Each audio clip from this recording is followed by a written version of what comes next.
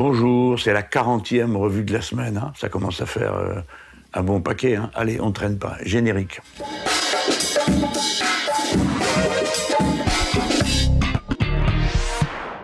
Bon, la dernière fois que j'ai fait cette petite revue de la semaine, je vous ai dit, je m'en vais à l'île de la Réunion, je vais vous en parler dès que je reviens, etc., etc. Bon, et puis le temps a filé et j'ai pas fait du tout de référence à ce séjour dans l'île. Pourtant, j'en reparle cette fois-ci, vous allez voir pourquoi, parce que l'actualité est venue apporter un éclairage sur ce qui me paraissait important au point d'y aller. Donc je suis allé dans l'île de la Réunion parce que c'est une île qui se trouve dans l'océan Indien, n'est-ce pas? C'est le département d'outre-mer français le plus peuplé. Il y a 860 000 personnes, comme ça. Bon, ils vont être 1 million en un tour de main. C'est un volcan, l'île elle-même, hein. Alors, comme c'est un volcan, il n'y a pas de plage, et c'est tout de suite les grands fonds autour de cette île. C'est ce qui va lui donner des opportunités particulières pour toutes les questions d'énergie de la mer, en particulier pour travailler la différence entre les grands fonds qui sont froids et la surface de l'eau qui est plus chaude. Donc on peut mettre en place des machines qui tournent du chaud vers le froid et ainsi de suite, qui sont une sorte de mouvement perpétuel lié à cette différence de température. Je donne cet exemple parmi d'autres, parce qu'il y avait tout un plan sur l'île pour parvenir à l'autonomie énergétique. Plan qui a évidemment été abandonné dès que les progressistes ont quitté la tête de l'île. En ce moment, dans l'île, il y a un exemple de l'irresponsabilité écologique humaine. Hein, je vous le raconte en un mot. Comme c'est un volcan, évidemment, la route qui fait le tour, soit elle passe au-dessus, soit elle passe au bord. Je ne sais pas pourquoi, ils ont été collés une route au bord, c'est-à-dire entre la mer et la falaise. Hein.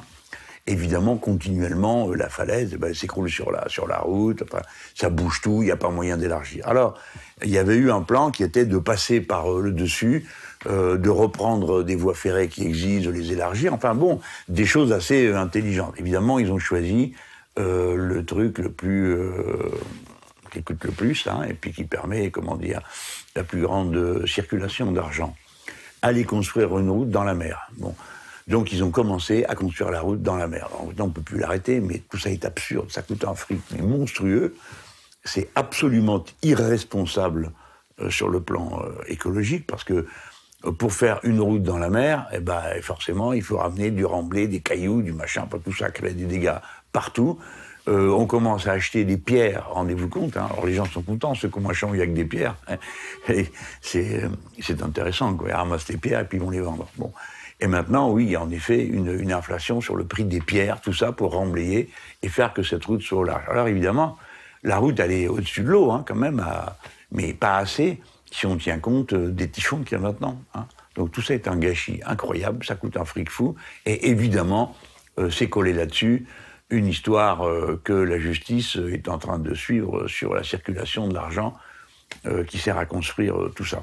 Bon, mais ça, c'était pas le plus important, quoique ça avait de l'importance. Mais moi, je suis allé voir l'université de La Réunion, parce que c'est ça qui m'intéresse. Voyez-vous, c'est une chose extraordinaire, cette université, parce que ils ont réussi à sortir 330 doctorants en l'espace de 10 ou 15 ans. Ça veut dire que c'est top niveau. D'accord? Et pour une population qui est comme ça, au milieu de l'océan Indien, entourée de beaucoup d'endroits qui sont en état de sous-développement pour ce qui est du niveau de l'instruction qu'il est possible de donner aux populations. C'est un atout extraordinaire que d'avoir chez soi les gens les mieux formés, parce que, bon, d'abord, ils peuvent servir sur l'île, hein, donc sans cesse amener leur capacité d'invention, d'imagination, puis en plus, le continent qui est juste à côté, c'est l'Afrique, hein. Puis un peu plus bas, vous avez Madagascar. Mais donc, on est bien là. On peut rendre service à tout le monde. Alors, ils ont une super donc, université. Je suis allé la visiter parce qu'en plus, ils se sont offert le luxe de faire un bâtiment qui n'est pas seulement éco-positif, mais enfin, il se passe complètement de réfrigération et de clim et de tout ça. Donc, ça vaut le coup d'aller voir ça, parce que ça a été conçu avec beaucoup d'intelligence, beaucoup de subtilité. Et on revient à une sorte d'architecture qui est plus inscrite dans les éléments naturels. Par exemple, il faut qu'elle soit orientée en fonction de là où soufflent les vents d'habitude. C'est pas le béton habituel, pas que je te colle là dans le sens qui m'arrange et je m'occupe pas de savoir s'il pleut, s'il neige, s'il vente et dans quel sens passe le vent et de quel côté coule la rivière parce que l'être humain se fiche de l'harmonie avec la nature. Donc là, vous voyez, on est sur de la pointe tout le temps. Pour le bâtiment, pour le contenu de l'éducation. Alors j'ai vu aussi une machine qui est installée dans cette université. Et bon, c'est une machine qui sert à raccourcir le circuit pour l'Internet et toutes les liaisons de cette nature, les liaisons numériques. Si vous voulez, au lieu que le signal aille de l'île de la Réunion à la métropole pour revenir ensuite, hein, bon, bah, il est produit sur place et puis il est immédiatement relayé. Pour ça, ils ont une machine qui tient dans une armoire qui vaut pas cher. Hein. Alors là, mais sauf que ça fait 2 ans qu'ils pleurent pour pouvoir changer tout ça et tout ça pour un crédit de 800 000 euros. Imaginez-vous, 800 000 euros, c'est rien dans un budget d'université. Pour 800 000 euros, bon, ça traîne. Bon, alors, c'est en train de se régler. Ils vont changer toutes ces machines. Moi, je suis reparti donc plutôt content en me disant bon, je vois ce qu'on pourrait faire si on gouvernait le pays, sur quoi on s'appuierait, etc. Là-dessus, je rentre et qu'est-ce que j'apprends? Que pendant que sur l'île de la Réunion française, les gens se donnent un mal de chien pour développer une université, pour réfléchir à des idées pour la suite, hein, comme par exemple le port, qui est la ville un peu phare hein, de la Réunion, avec un équipement portuaire magique qui est là, hein, et qui demande qu'à s'accroître pour donner à l'île une forte présence dans cette zone du monde. Donc le port, qui reste beaucoup à travailler, hein, je préfère vous le dire, parce que, et sans oublier évidemment le fait qu'il n'y a toujours pas de lycée des professionnels de la mer à La Réunion. Franchement, c'est au-delà du grotesque. Ça fait 11 ans qu'on en parle, personne ne fait rien. Hein. Bon. Donc je trouve que tout ça est assez lamentable, mais les gens là-bas, sur place, ils font des choses. Hein. Par exemple, la ville du port aide avec la région, il y a un petit centre de formation au métier de la mer, mais clairement, il est totalement sous-dimensionné. C'est bien ce qu'ils font, hein, mais c'est pas à la hauteur du défi. D'ailleurs, eux-mêmes, ils sont d'accord pour être nationalisés, pour devenir un grand centre des métiers de la mer. Parce que dans le coin, tout le monde a besoin de cet appareil à qualifier les gens. Il y a un port, donc faut bien, le personnel qui est là, faut qu'il apprenne son boulot. Alors là, à nouveau, on recommence les bêtises. Pour former les gens qui font marcher les machines qu'il y a sur un port, qu'est-ce qu'on fait? Et ben on les envoie au Havre. Vous imaginez, c'est à 12 000 km de là. Et les gens du coin disent ah ben non, ça serait mieux si on allait à Durban, c'est en Afrique du Sud. Mais on peut le faire chez nous, non? Enfin, c'est incroyable. C'est un port, on sait faire, on sait organiser, on sait où sont les profs, on sait. La ville donne le terrain pour rebâtir le lycée professionnel de la mer. Franchement, c'est exaspérant de voir que sur un sujet pareil, on tourne en rond, papote, dans le meilleur des cas, hein, mais on ne fait rien. Bon, c'est insupportable, ils ne font rien. Bon, on en est là. Et là, je rentre et je reçois un coup de fil du député européen de La Réunion, Younous Omarjee.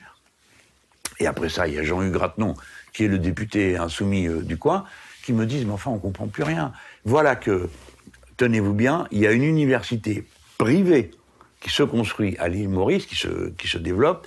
Elle fait venir des enseignements des principales universités et grandes écoles françaises qui vont aller développer un pôle universitaire à Maurice. Et à Maurice, on parle quoi? Anglais.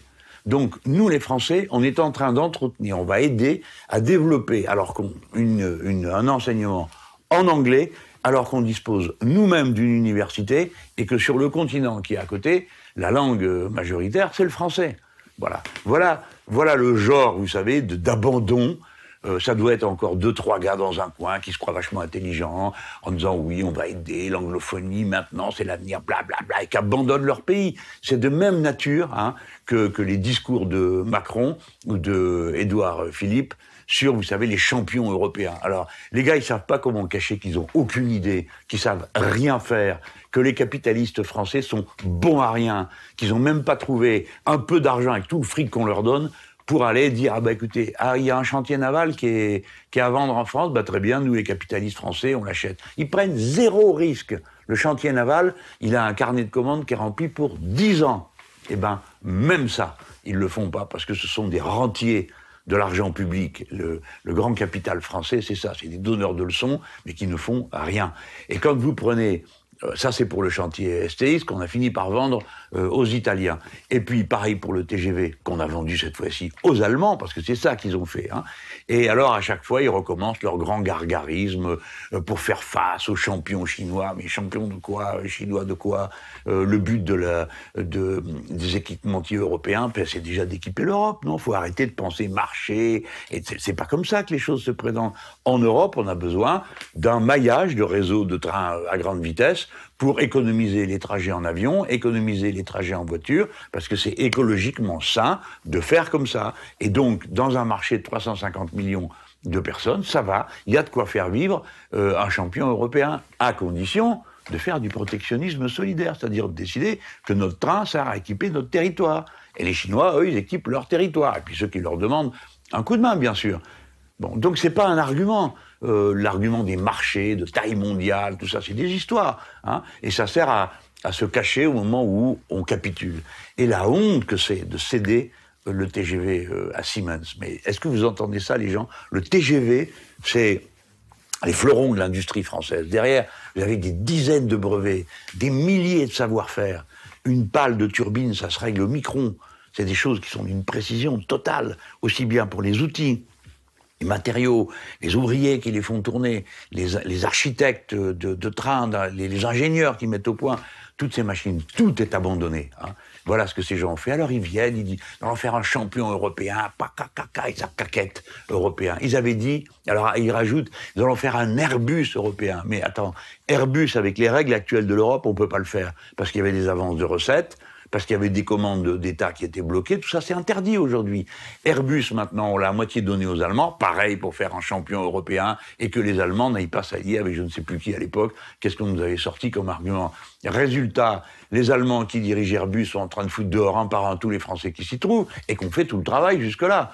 Et ils embauchent des Américains qui, à la fin, vous verrez, feront comme pour Alstom, c'est-à-dire, ils procèdent de la manière suivante, ils trouvent une histoire un peu pourrie, avec un peu de corruption dedans, et ils disent, bah voilà, on vous met une amende de temps, et vous, monsieur, qui êtes le PDG de l'entreprise, on va vous poursuivre.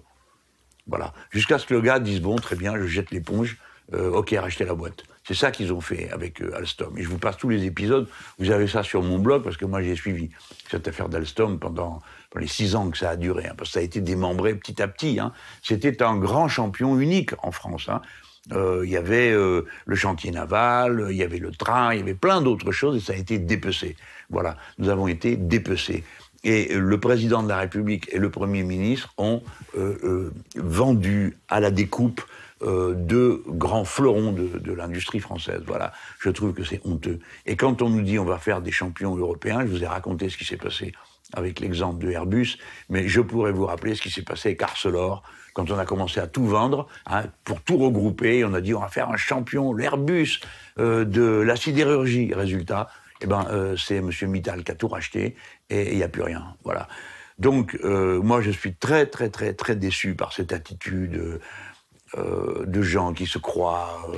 Et à la fin, vous comprenez comme ils capitulent sans arrêt. Alors, ils habillent avec des mots leur capitulation. Le président de la République a fait un discours à la Sorbonne cette semaine. Bon, comme ça durait un temps fou, 1h30. Bon, là, il peut être long, moi aussi, ça m'arrive. Hein. Bon, mais il faut voir. Bon, alors, il y avait, c'était comme, vous savez, comme une tranche de gaufrette de citation, et toc, un délire, une gaufrette de citation, et ainsi de suite. Il a tenu comme ça pendant 1h30 pour dire des choses qu'on a déjà entendues 100 fois et qui sont un tissu d'ineptie.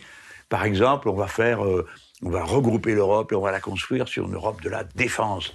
Bon, alors, je ne sais pas qui ça peut séduire, une idée pareille, mais c'est absurde. Une Europe de la défense contre qui? Pourquoi faire? Avec quels armements? Avec quels moyens? Ah ben ça, on connaît déjà la réponse. Hein. Il avait donné au début du mandat, on fera des grands consortiums, mais ça ne sera pas toujours les Français. Ça va, on a compris, ce ne sera jamais les Français. Voilà. Parce que les armements sont acquis pour être compatibles avec le système de l'OTAN, des Nord-Américains. Donc c'est toujours en anglais, c'est toujours par les anglo-saxons. Donc le voilà revenu avec son Europe de la défense, dont il nous dit ni contre qui on va se défendre, ni avec quels moyens, ni avec quelle stratégie. Parce que c'est pas tout de dire on va se faire une Europe de la défense. Se défendre comment? Comment? Dites-nous, nous les Français, on a une doctrine, c'est la dissuasion. Ça vaut ce que ça vaut, mais on en a une. Bon, alors il parle, et puis il dit il faut maintenant créer une Europe plus intégrée. Et d'abord, on n'a pas besoin, a-t-il dit, tout le monde s'en fout, ça a été relevé nulle part, d'une commission, la Commission européenne. Vous voyez, c'est le cœur de leur machin. Une commission avec 30 membres, où chaque État a son délégué, et il ajoute, les grands pays n'ont qu'à retirer leur commissaire. Alors, vous vous rendez compte de ce que ça veut dire? Ça veut dire qu'on aurait une construction supranationale où la France serait dirigée par les commissaires lituaniens, lettons, que sais-je encore, des pays tout à fait respectables. Enfin, c'est pas possible. On n'a pas décidé une chose pareille, non? Et alors, voilà, alors il a fini par trouver le mot final. Il ne veut plus entendre parler de souveraineté nationale, parce que ça n'a pas de sens, et c'est forcément une souveraineté européenne. Eh ben non, c'est la souveraineté européenne qui n'a pas de sens. Ça ne veut rien dire. La souveraineté européenne, de quoi sur quoi? De qui sur quoi? De quoi parle-t-on? Il est incapable de définir de quoi on parle. Par exemple, si vous dites que vous faites un groupe ferroviaire avec Siemens et TGV, c'est la souveraineté de quoi que vous assurez dans cette histoire? Le droit d'aller vendre pour les actionnaires de Siemens et d'Alstom des trains au Brésil et avoir des actions rémunérées parce qu'on a vendu un train au Brésil. Mais pourquoi faire? Pourquoi faire? C'est pas notre sujet à nous. Nous, on s'occupe d'équiper notre continent. Donc, s'il doit y avoir une souveraineté, c'est quand on décide d'équiper de telle ou telle manière notre continent. Pas de dire, eh ben, il y a le libre marché, c'est lui qui va décider de tout ça. Donc, on emboîte des concepts qui sont absolument contradictoires les uns avec les autres. Si vous faites une Europe qui est un marché unique, ouvert sur le reste du monde, où c'est la concurrence libre et non faussée, il ne faut pas bien parler de souveraineté, parce que vous n'avez plus la souveraineté sur rien à cause de mais c'est votre idée, à cause du fait que vous pensez que, eh ben, c'est le marché qui décide de tout. Et voilà comment cet homme a enfilé des perles, mais il n'y a que lui qui croit à tout ça. Parce qu'à la fin, c'est quand même ça qu'il faut dire. C'est des gros naïfs. Pendant qu'eux sont là, le couple franco-allemand. Tout le monde s'en fout du couple franco-allemand en Allemagne. Il n'y a pas de couple franco-allemand, ça n'existe pas. Il y a les deux grandes puissances continentales, c'est les Français et les Allemands, par le nombre de leur population. Même pas par le chiffre d'affaires de leurs entreprises. C'est pas le sujet, c'est les peuples qui comptent dans l'histoire. Alors, il y a des moments où ils sont très riches, il y a des moments où ils sont moins riches. Aujourd'hui, l'Allemagne a un atout industriel, parce qu'ils fabriquent des bagnoles et des machines-outils. On trouve ça remarquable. Mais non, c'est de la mono-industrie, des choses pareilles. Et ils sont vieillissants. Voilà, c'est ça la situation de l'Allemagne. Ils ont un marché du travail, comme on dit, absolument dégueulasse, où les gens sont maltraités comme c'est pas croyable. Il y a 13 millions de pauvres dans ce pays. Bon, voilà. Et nous, les Français, ben, là, elle nous a tout pour nous. On est plus jeunes, on est à un niveau d'instruction moyen plus élevé. Chez nous, les femmes et les hommes travaillent, et les femmes travaillent et ont une vie autonome, ce qui n'est pas le cas en Allemagne. On a plein d'atouts. On n'est pas là comme des petits garçons à regarder la pointe de nos chaussures devant nos chers voisins allemands. Tout ça, c'est une... Vous savez, c'est les classes possédantes en France, elles ont toujours été comme ça, hein, devant plus fort qu'eux, ils sont là, ils baissent le nez. Bon, c'est toujours le peuple, hein. Qui fait, comme vous le savez, la résistance dans la rue, qui fait des choses, qui s'active, qui invente, qui résiste. Bien sûr, ça a toujours été comme ça. Bon, vous voyez, je suis parti de la réunion, je vous ai parlé de 2 ou 3 autres sujets qui étaient dans la semaine. Mais vous, il faut bien que vous réfléchissiez à ce qui est en train de se passer, parce que, d'un côté, on prend des coups, mais comme jamais sur le plan social. Hein. Maintenant, il y en a qui sont, hein, la peau de saucisse tombe des yeux. Hein. Ça y est, vous avez compris ce que c'est, Macron, hein. C'est pas faute qu'on vous ait prévenu, hein. Bon. Mais non, mais parce qu'il était jeune, c'était sympa, blablabla, va refaire la politique autrement. Et qu'est-ce qu'il fait? Il fait la politique, hein, des 40 voleurs. C'est-à-dire qu'ils vous passent sur le dos, ils vous prennent tout. Vous avez vu l'émission qu'on a fait avec Édouard Philippe. Bon, j'ai essayé de remettre les arguments qui permettent de comprendre pourquoi c'est une politique pour les riches, par les riches, et exclusivement pour eux. Ça paraît caricatural, hein. Ça paraît encore caricatural. Ça paraît toujours caricatural, comme c'est nous qui en parlons. Mais quand ils le font, on ne trouve pas ça caricatural, on trouve ça moderne, neuf, comment ils disent, soucieux de l'entreprise. Après, vous allez avoir tous ces guignols qui vont défiler aux universités du MEDEF. Moi, j'aime l'entreprise. Non, non, j'aime l'entreprise. Ah oui, et je veux ajouter, j'aime l'entreprise. Tout ce baratin. Parce qu'une entreprise, c'est un collectif humain qui produit quelque chose. La seule chose qui compte, c'est le collectif humain. Comment il est traité et qu'est-ce qu'il produit. Voilà, c'est les 2 catégories essentielles. Et le reste, c'est des histoires de fric qui sont assez secondaires. Assez secondaires. Bon, voilà les gens. Sinon, il y a eu ce débat là avec Philippe. Bon, on peut dire que le Premier ministre n'était pas en grande forme. Il n'a pas l'air de toujours très bien se rappeler la politique de son gouvernement. Moi, j'ai essayé d'avoir un échange avec lui. Vous avez vu, dès qu'on rentre dans quelque chose d'un petit peu concret, c'est fini, il n'y a plus personne. Est-ce que l'accord de libre-échange avec le Canada va s'appliquer ou non? Il n'en sait rien. Pourtant, si. Il devrait savoir, c'est son rôle comme Premier ministre. Est-ce qu'ils vont fermer 17 réacteurs nucléaires ou pas, comme l'a dit son ministre, pas moi, son ministre. Monsieur Hulot, il ne sait pas, il faudra en fermer un certain nombre parce qu'elles arrivent en fin de vie. Eh ben, ça tombe bien, c'est justement 17 réacteurs qui arrivent en fin de vie de 40 ans, qu'on peut rallonger, mais qui arrivent en fin. Donc c'est bien ce que je lui ai dit. Donc vous allez fermer 17 réacteurs, monsieur Philippe. Non, on ne sait pas, on verra le moment venu. Comment on verra le moment venu? On verra rien du tout le moment venu. On sait déjà quel est le moment et quand est-ce qu'il va venir. Il faut donc préparer maintenant la relève, avec d'autres moyens d'énergie. Bon, voilà. Alors les commentateurs, évidemment, ne vont pas aller dire qu'il ne sait pas de quoi il parle. Ça ne se fait pas, il faut respecter le Premier ministre et tout ça. Donc... moi, j'ai parfaitement compris tout ça. C'était pas la peine de monter le ton. J'ai dit ce que j'avais à dire sur le sujet.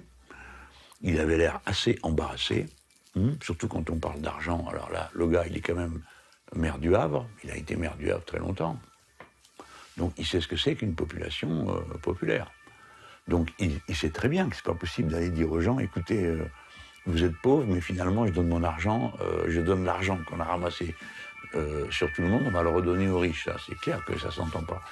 D'autant qu'au Havre, aux élections présidentielles, ils ont mis quelqu'un en tête dans le vote. C'est moi. Donc M. Philippe, il sait qu'il y a une limite à cette cupidité sans fin des importants et des possédants. Il y a une limite, la limite dans les yeux des gens. Et dans les yeux des gens, il y a du dégoût, en même temps qu'il y a de la souffrance. Parce que les gens, maintenant, ça commence à comprendre. Ça commence à comprendre. Ils sont en train de nous avoir, une fois de plus, ils nous font les poches. Vous avez vu? Sans vergogne. Et ce pays qui pleure misère, c'est le pays record d'Europe des versements de dividendes. D'accord? Si vous voulez être bien gras, bien dodu comme capitaliste, c'est en France qu'il faut venir, parce que c'est là qu'ils prennent le plus d'argent. Continuellement, sans fin, tous les ans, tous les jours, toutes les heures, sans arrêt, sans arrêt, sans arrêt. Voilà comment ils sont.